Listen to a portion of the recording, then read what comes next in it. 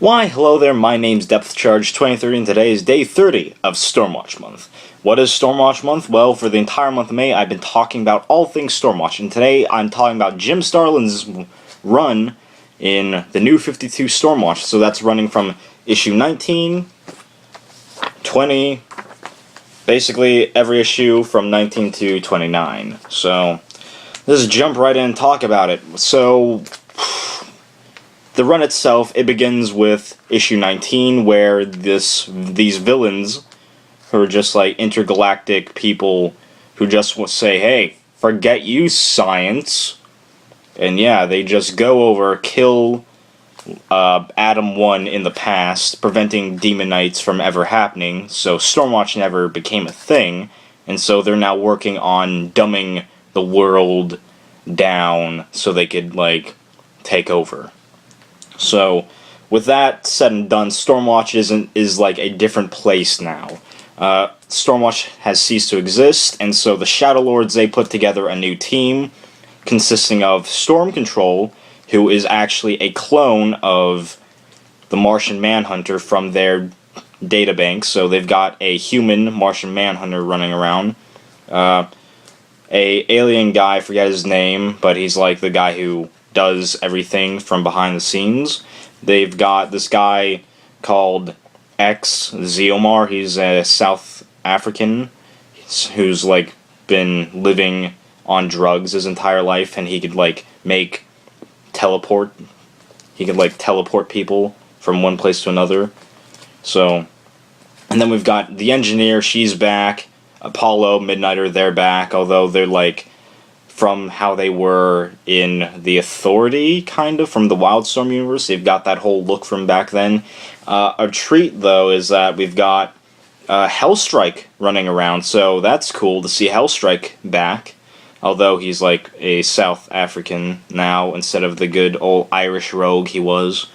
And we've got a not Fuji, known as Force, kind of running around, although he's not important. Then we've got Jenny Soul. She's like the replacement for Jenny Quantum. She's a psychic, and she's got like this whole phobia about being around people, so she likes to be secluded because of her whole psychicness and all that. And we've got the Weird, a creation by Jim Starlin from back way then, who's like running around as like Jenny's like caretaker. And so, yeah, so they're basically Stormwatch. They're running around doing stuff. And then their whole main objective is, let's go stop the Collective from their dastardly plot, and somehow, more than likely, bring the time stream back together, and get back with the new 52 and all that. So, issues 20 to 21 is them, 20 to 22 is them on an alien world, which is like, god damn it, Stormwatch. This is like one of the main problems about this run with Stormwatch, is that they leave Earth. They aren't acting as like Stormwatch's original directive, which is to protect Earth and be like the superhuman secret service. They're just running around like a space opera now, getting like, they even run into Lobo now, that the Collective are like trying to get Lobo to just start killing people for them. And then in issue 23 and 24, like, this character called AI takes over the Engineer's body, which is, okay, I didn't really, care for this new Engineer, so, and then the AI's like, if we're going to stop the Collective, we're going to need Extermax, who's like this guy on the cover of issue 24, this guy right here. He's like this age-old science being.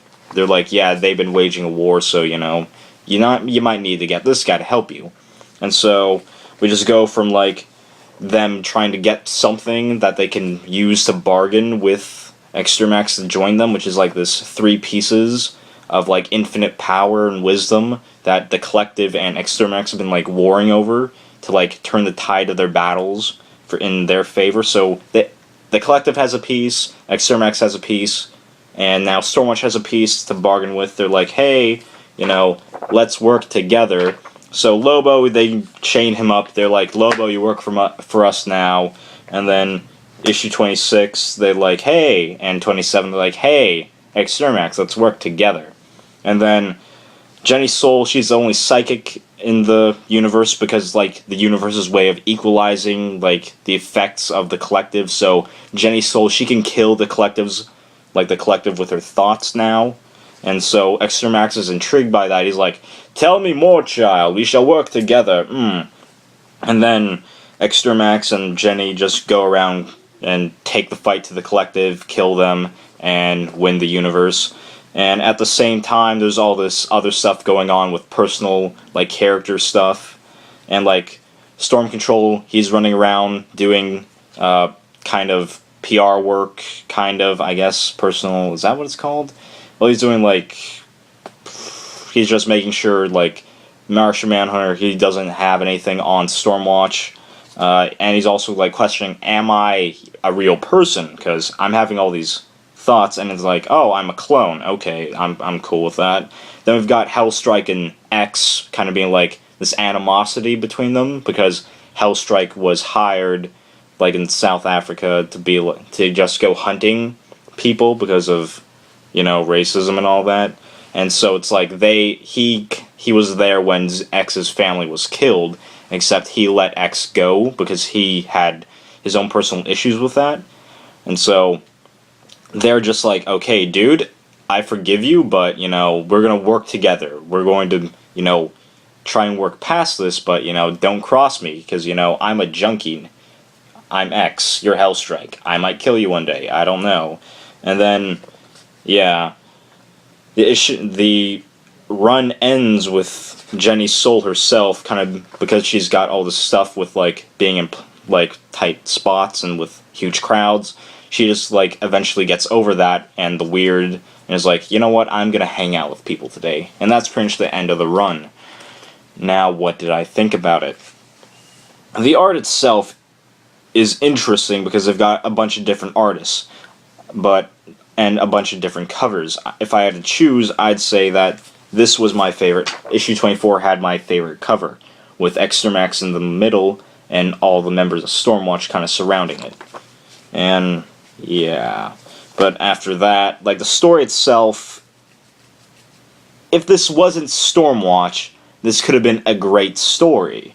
But because it was Stormwatch, because it was all this preset stuff, and because it was rebooting a reboot, it was kind of unnecessary, and just pretty much took away from what made the new Stormwatch the new Stormwatch. It was trying to go back to even, like, Wildstorm Stormwatch. It even has, like, the old Warren Ellis Stormwatch, you know, title card thing.